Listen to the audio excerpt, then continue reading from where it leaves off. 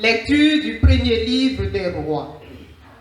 En ces jours-là, le prophète Élie partit pour Sarepta et il parvint à l'entrée de la ville. Une veuve ramassait du bois. Il l'appela et lui dit: « Veux-tu me puiser avec ta cruche un peu d'eau pour que je boive ?» Elle alla en puiser.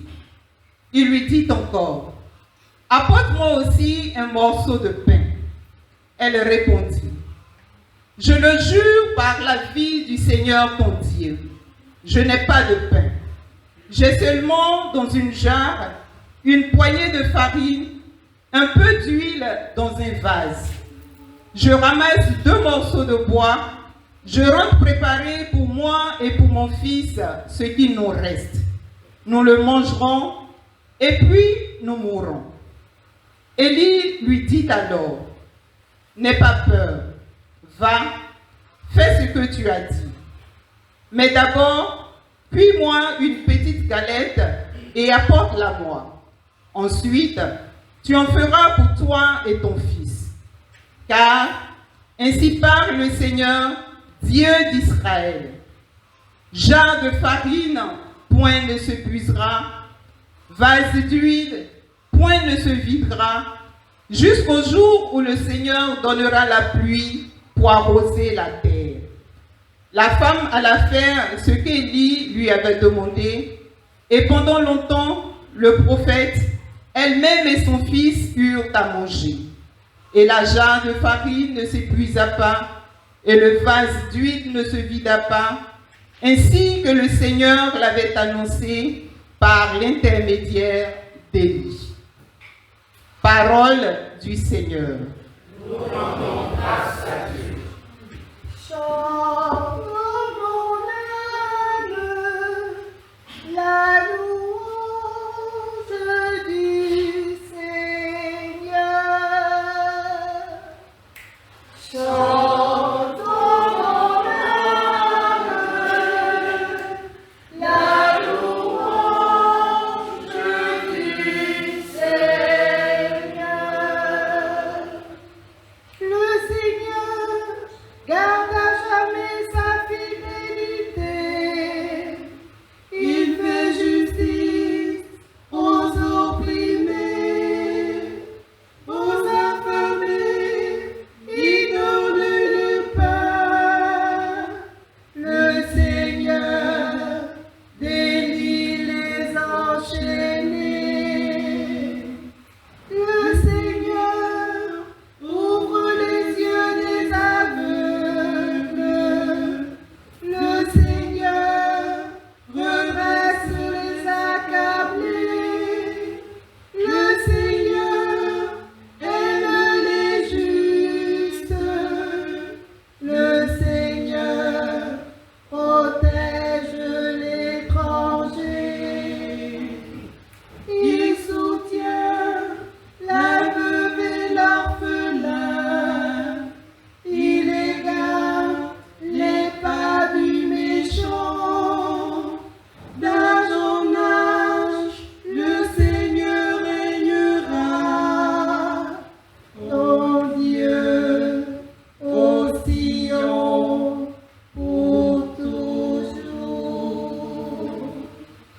Chantons mon âme la louange du Seigneur. Chantons mon âme la louange du Seigneur.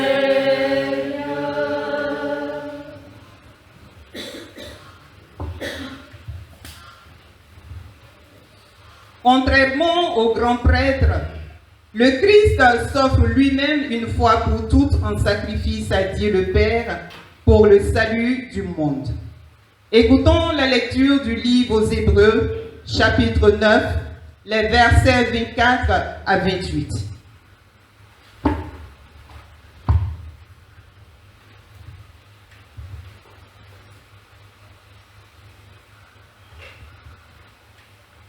Lecture de la lettre aux Hébreux.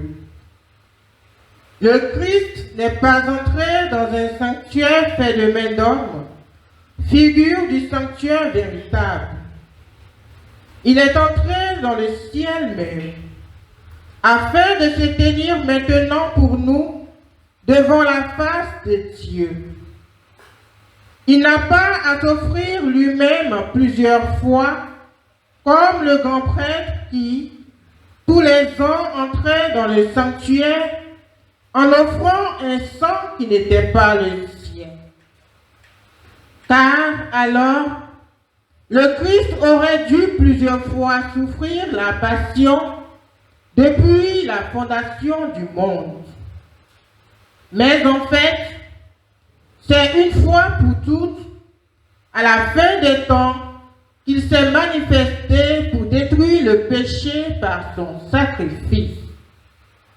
Et, comme le sort des hommes est de mourir une seule fois et puis d'être jugé, ainsi le Christ s'est-il offert une seule fois pour enlever les péchés de la multitude. Il apparaîtra une seconde fois, non plus à cause du péché, mais pour le salut de ceux qui l'attendent. Parole du Seigneur. Nous rendons grâce à Dieu. Alléluia, Alléluia, Alléluia,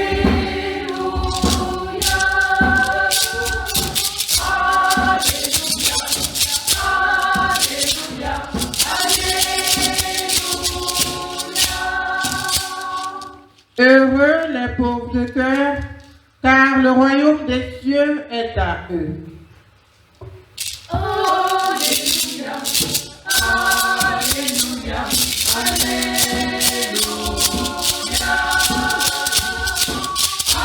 Alléluia, Alléluia. Le Seigneur soit avec vous. Et avec votre esprit. L'évangile de Jésus-Christ selon saint Marc.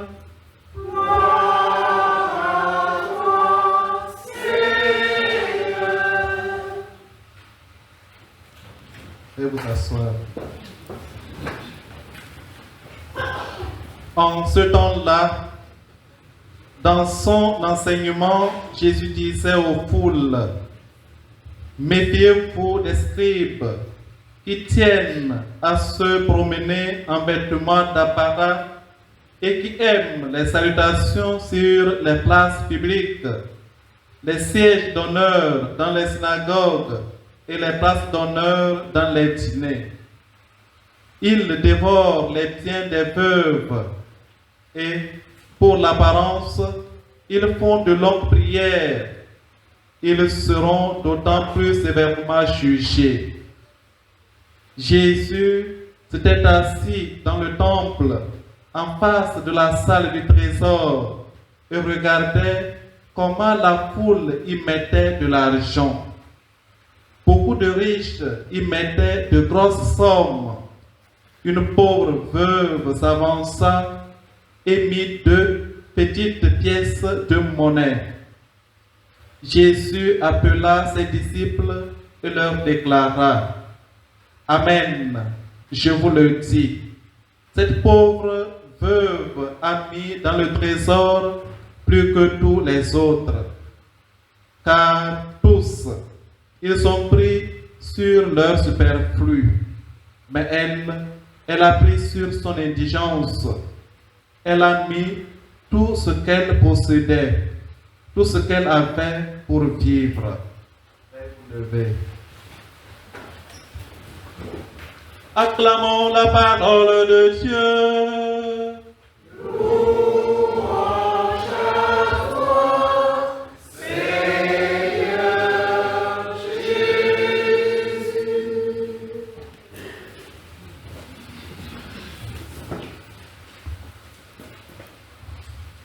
Bien-aimés du Seigneur, comme je le disais au début de cette Eucharistie, nous sommes au 32e dimanche du temps ordinaire. de l'année liturgique B. La première lecture et l'évangile de ce jour nous présente des veuves qui se trouvent dans des circonstances de vie désespérées. L'un comme l'autre de ces textes nous donne un enseignement essentiel. Il s'agit d'apprendre à reconnaître et à atteindre ce qui assure et promeut une vie féconde et durable. Dans la première lecture, Dieu envoie Élie à Sarepta, une ville de Phénicie dont les habitants sont de fidèles adorateurs de Baal. Nous connaissons tous les dieux Baal.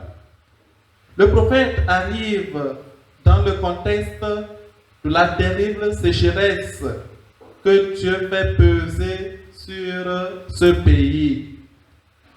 Cette histoire montre au finish qu'Élie apprend cette veuve que le Dieu d'Israël, le Dieu vivant et vrai, est le seul à pouvoir envoyer la pluie indispensable à la survie alimentaire. Sa foi, la foi de la femme en Baal, était donc erronée. Nous connaissons tous le combat du prophète Élie avec les dieux Baal, avec les prophètes de Baal. En accueillant les paroles du prophète et en reconnaissant le vrai Dieu, grâce à ces paroles, la veuve se montre avisée.